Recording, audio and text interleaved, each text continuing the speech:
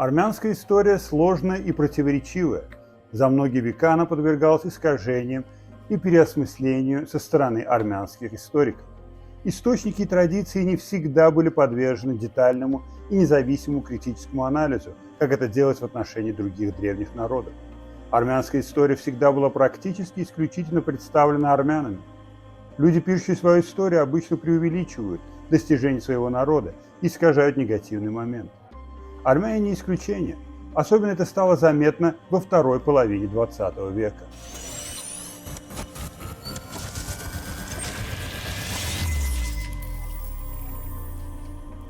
Многие исторические исследования, появившиеся после начала Карабахского конфликта, были направлены на подтверждение территориальных претензий. Авторы этих работ уверенно утверждали, что земли, принадлежащие азербайджанцам, туркам и грузинам, являются исконно армянскими. При этом использовались фальсификации и даже воспоминания путешественников. Интересно, как некоторые авторы решили использовать исторические доказательства в качестве основы для территориальных претензий. Особенно это относится к так называемой Великой Армении. Однако исторические карты свидетельства величия существуют и у других народов, но Великая Армения – случай особый. Она не только представляет собой сомнительную историческую теорию, но и становится основой для действий, планом захвата земель соседних народов. Примером является случай с иероглифическим письмом, предположительно датируемым XIX веком до нашей эры. Однако оказалось, что это подделка. Борис Петровский, академик-исследователь, обнаружил подтасовки и фальсификации, используемые для подтверждения сомнительных теорий.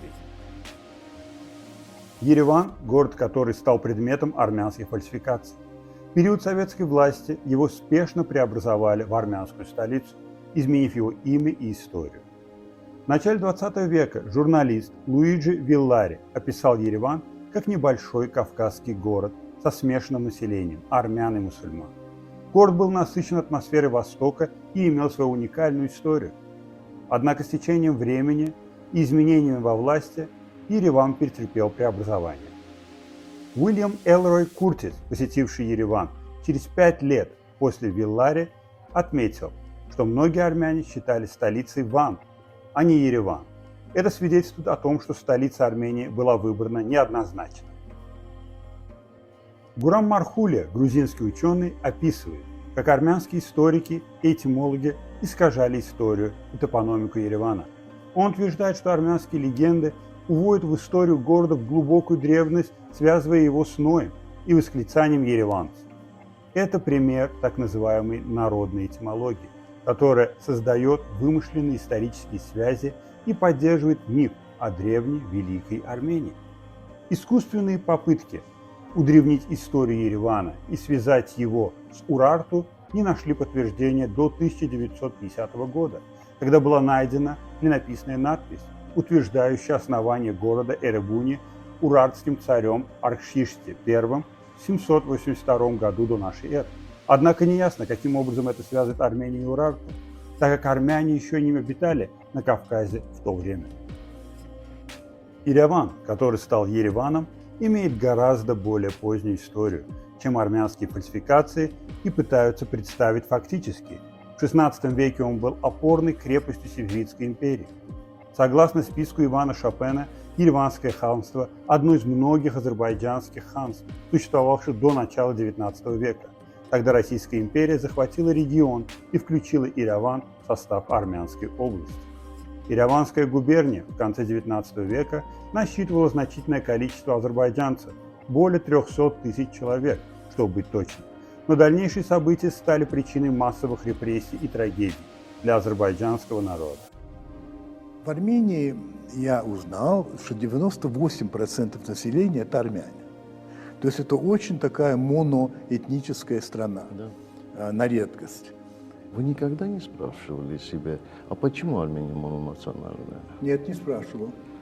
А вот я сам для себя нашел ответ, может, неправильный. Потому что царская Россия была уверена в лояльности армян к императору. И поэтому не было необходимости заселять Армению. Так, другими так. национальностями с тем, чтобы разбавить. они являлись опорными пунктами для российской армии. В 1991 году больше всего русских выгнали из Армении. Сегодня это самая мононациональная республика. Везде есть русские и представители других народов, кроме Армении. Эти статистические данные говорят о жесткой шовинистической политике, преследуемой армянскими националистами и в тот период. Их целью было изгнание азербайджанцев и создание Армении без турков, как они сами называли азербайджанцев. И в 1918 году, после создания Азербайджанской Демократической Республики, мы видим потери территорий и жертвы с обеих сторон. Но особенно страдали азербайджанцы. Воспоминания о массовых истреблениях и разрушениях, совершенных армянами, всегда будут запечатлены в памяти азербайджанского народа. И впоследствии, в период советской власти, армянская политика продолжала преследовать азербайджанцев. Массовые депортации из Армении в 1948-1953 годах были еще одной трагической главой в их истории. Армянская диаспора искусно использовала различные события и возможности, чтобы продвигать свои стремления к созданию Великой Армении. Мы должны распространять правдивую информацию и помочь людям понять историческую сложность этого региона. Спасибо, что погрузились в исторические приключения вместе с нами.